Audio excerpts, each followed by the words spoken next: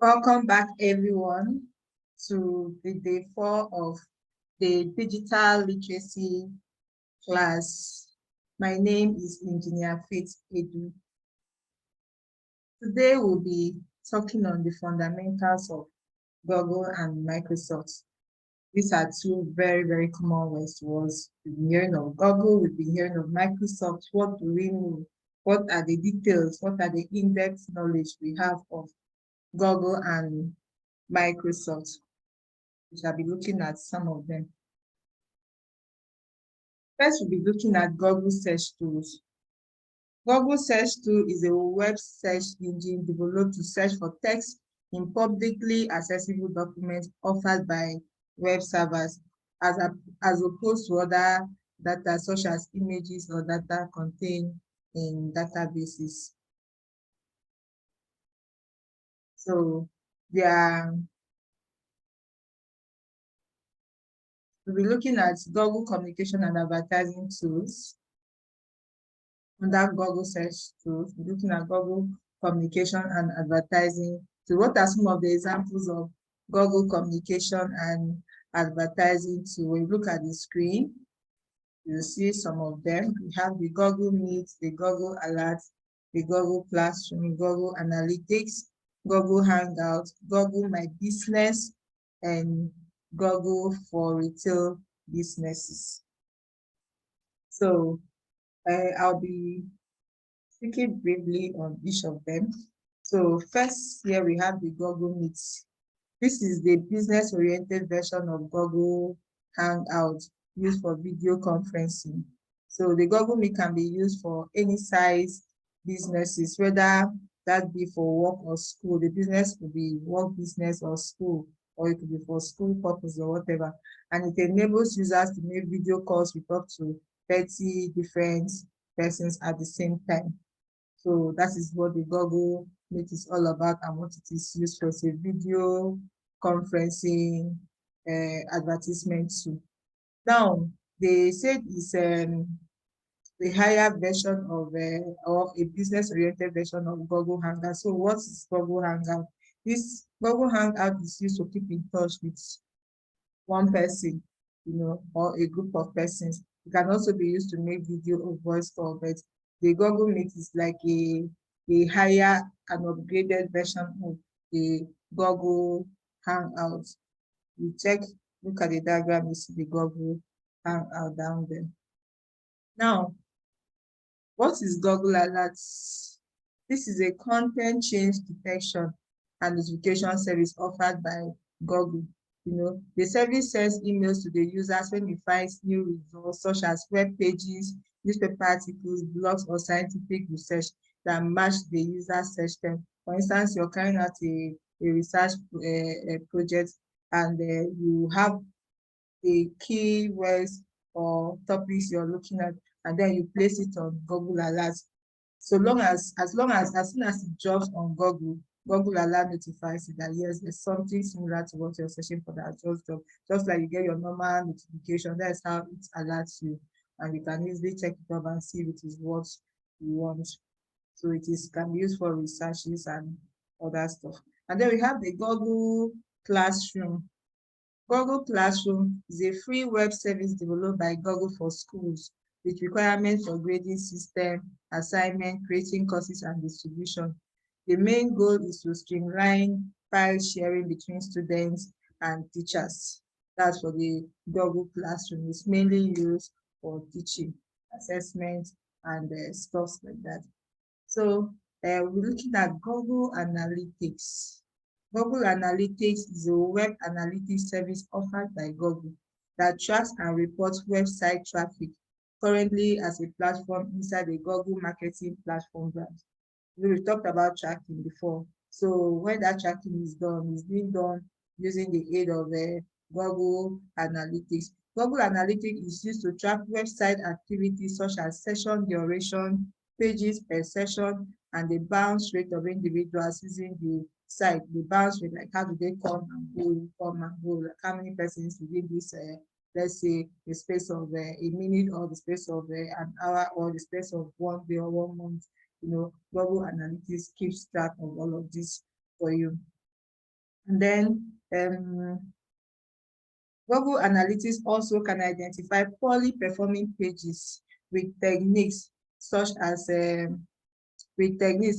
funnel visualization, where visitors come for referrals. How long do they stay on the website and their geographical information or position?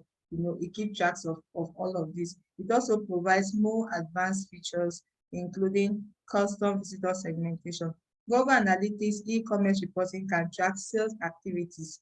It's actually very useful. You can track sales activity and performance. The e-commerce report shows a site transaction, for instance. It shows the revenue and many other commerce-related metrics. So it's a very useful tool when it comes to keeping statistical record of what goes on the web. Like you posted something and then you need to check, like some people post their research write-up and they need to check how often, how many persons have viewed it, and the comments on it and all of that. With the aid of Google Analytics, you can easily get that done. So we have Google My Business. Google My Business is a free tool provided by Google. From it, web admins and CEOs can manage multiple Google business profiles. Within each profile, the admin can amend information that appears on Google local searches and Google Maps. So CEOs and business owners use Google My Business to set up their website and manage their profile, make amendments to their profile, make additions, make deductions, and all of that. So finally, we'll be looking at Google for retail businesses. Google for retail businesses is used to connect with shoppers anywhere, anytime.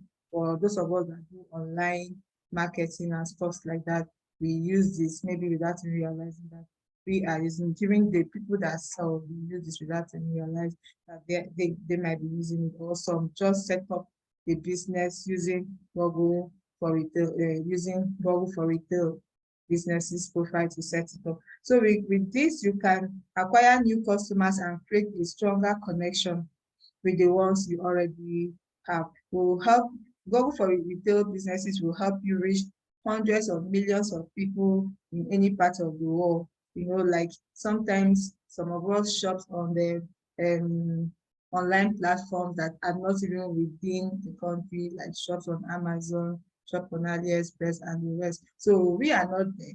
But if you look at the people that shop on Amazon, for instance, or AliExpress, you notice that hundreds of millions of people shop there. So they use this Google for retail businesses to connect them.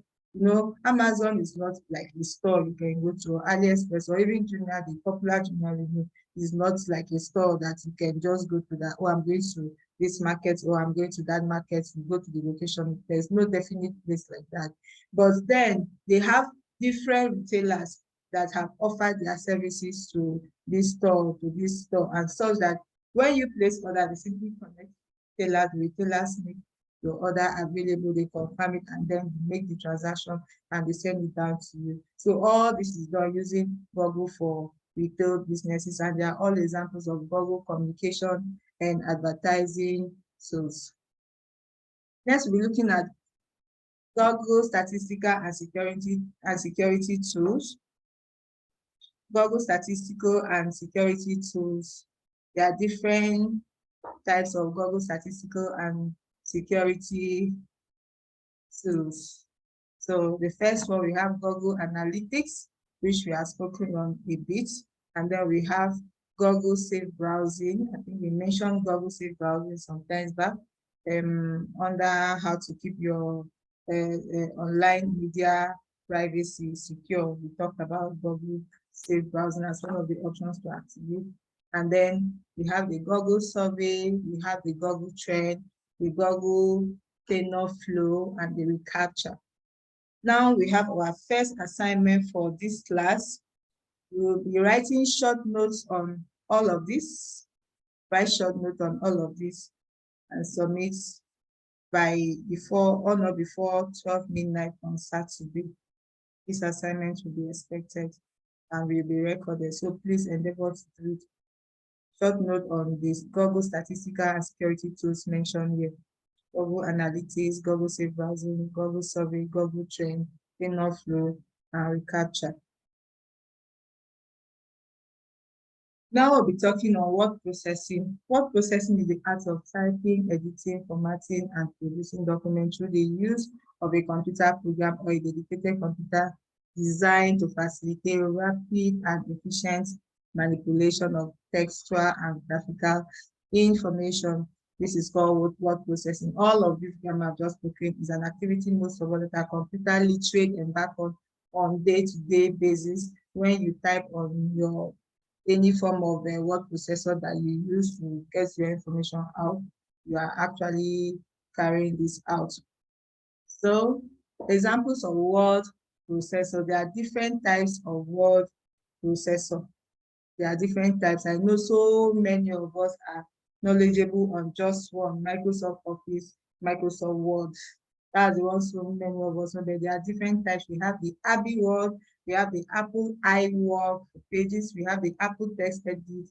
These are all Apple products. And then we have the Corel Word Perfect, we have the Dropbox, the online and free version. We have the Google Document, online and free version. We have the LibreOffice Writer free, and then the most popular one that we all know, the Microsoft Office, and then Microsoft Word under Microsoft Office.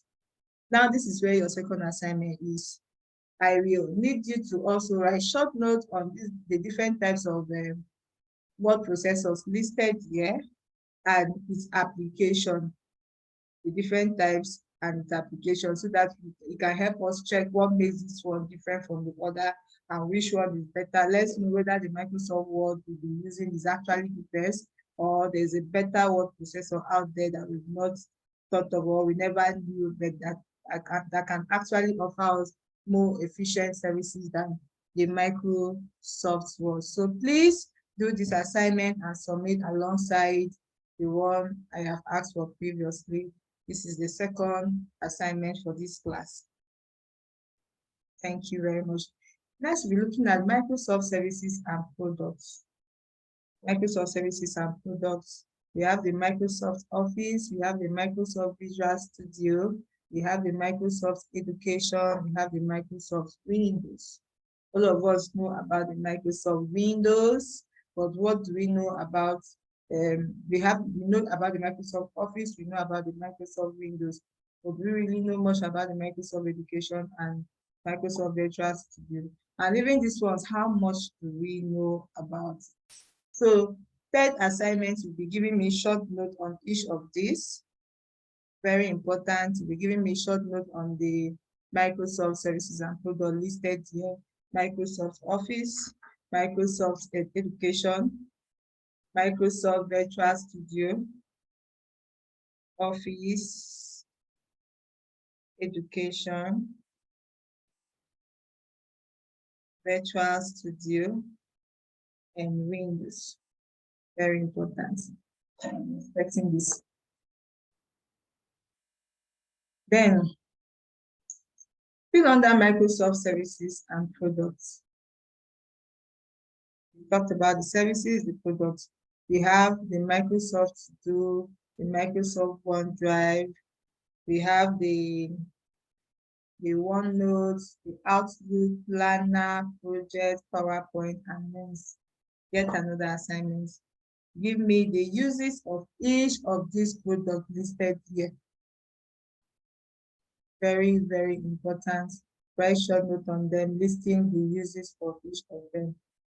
This will be expected on Saturday, or before 12 minutes.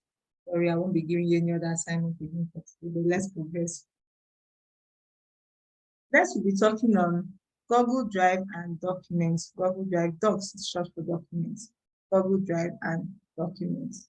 So Google Drive is a free service tool from Google that allows you to store files and access them anywhere using cloud. I think I should pause this class here to continue so as not to make it too long. So thank you for staying put.